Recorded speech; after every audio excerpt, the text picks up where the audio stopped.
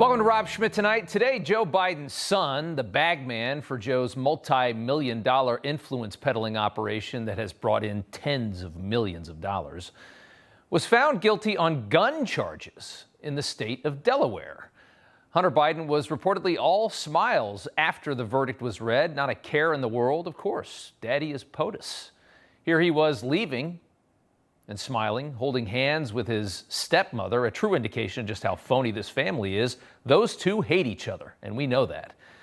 A moment about as fake as the prosecution of Hunter Biden, but if you saw the media coverage of this verdict today, you were bombarded with their forced narrative on this trial and these charges. And that is that the charges in today's conviction are proof the American justice system is truly sound. You have nothing to worry about. There are not two systems of justice. That's a dangerous conspiracy theory. That's a threat to democracy.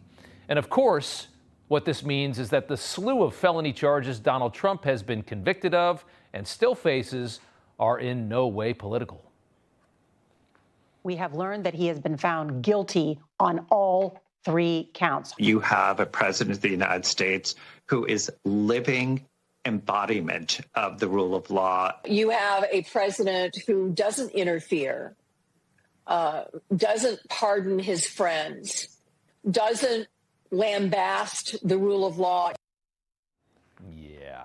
Funny that none of the media mentioned that Hunter Biden's now infamous laptop was used to convict him in this case. You didn't hear a lot about that today. And somehow that there was zero interest from DOJ to look at the scores of evidence of other crimes on that same laptop as they used it for this very trivial gun charge that, of course, is going to go nowhere, even as a conviction. Hunter Biden's laptop outlines in great detail the Biden family's corruption, as we know. It has evidence of the president's involvement in a crooked scheme that brought in tens of millions of dollars from all around the world in some various nefarious places. David Weiss and DOJ had no interest in any of that at all. In fact, for years, the DOJ ignored all Biden criminal behavior, and there is so much of it on that laptop. They were an untouchable family. Hunter was untouchable, above the law. That's how the Bidens became so bold to do what we know they've been doing. For years, they got away with everything they tried. Hunter's special prosecutor, David Weiss, the same man who let the most serious tax charges against Hunter expire. Today, Weiss boasted about our nation's virtuous system of blind justice. No one in this country is above the law. Everyone must be accountable for their actions, even this defendant. However, Hunter Biden should be no more accountable than any other citizen convicted of this same conduct.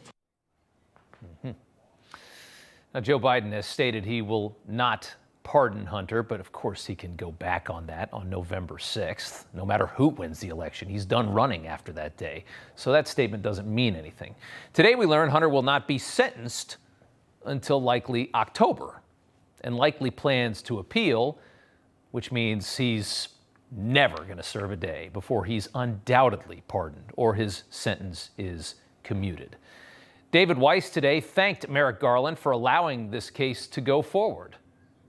A comical moment as Garland's DOJ initially prevented Weiss from charging Hunter in Delaware for the gun and in California for the tax evasion. This was the politicized DOJ corruption that was called out by the whistleblowers, Gary Shapley and Joseph Ziegler. Jim Jordan slamming Garland for DOJ's efforts to absolve Hunter in a hearing last year. You let the statute of limitations lapse for 2014, 2015. Those were the years with the felony tax charges where Hunter Biden was getting income from Burisma. May not say it, but everyone knows why they did it. They didn't. Burisma, those tax years, that dealt with that involved the president. It's one thing to have a gun charge in Delaware. That doesn't involve the president of the United States. But Burisma, oh my, that goes right to the White House. Yeah. Remember, Hunter's tax trial in California is still coming this fall. That's going to be decoy number 2. They couldn't have crimes that tied directly to Joe Biden, of course.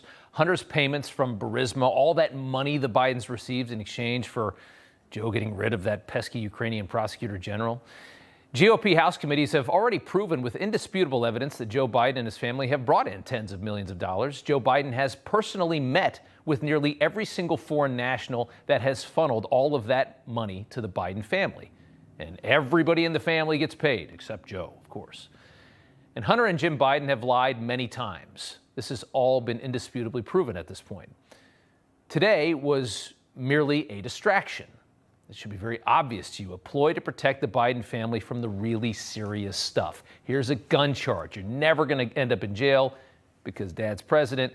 We've got to get the stink of this off of us. We got to make people believe in the DOJ, even though we've manipulated and politicized it. The influence peddling of the most corrupt political family in American history is the real story. That's what we really should be talking about. This gun stuff is nonsense. It makes no difference whatsoever. And this little tax thing coming is the same thing. We have a president who's been lying about being the most corrupt man in Washington this entire time. My son has not made money in terms of this thing about, what are you talking about, China.